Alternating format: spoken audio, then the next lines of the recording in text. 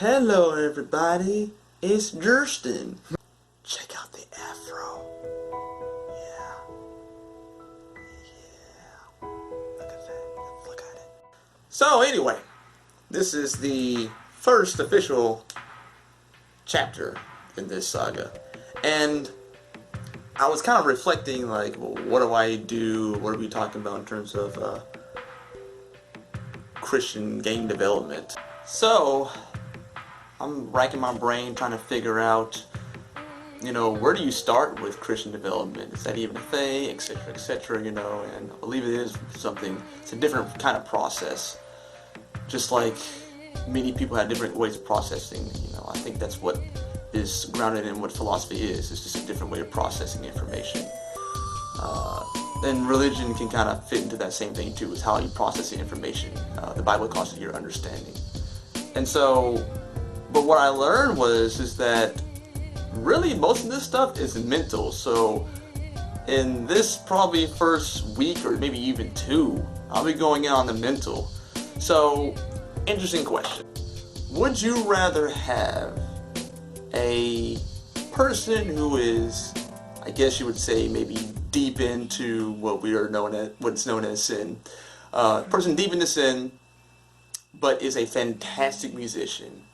Or would you have a very godly, holy person, and yet their playing is subpar?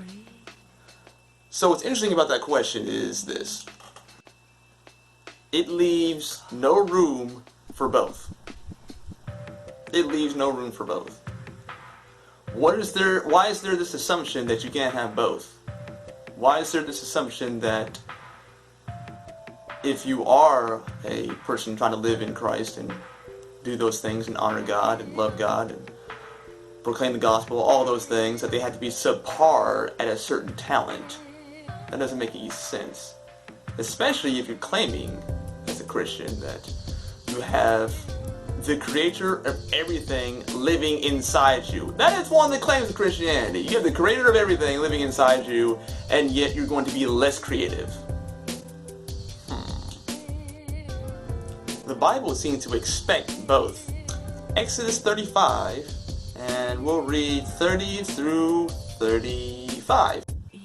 Now you see that the Bible implies and says, mostly throughout these pages, that you can be filled with both. You can be filled with the Spirit and with a great skill.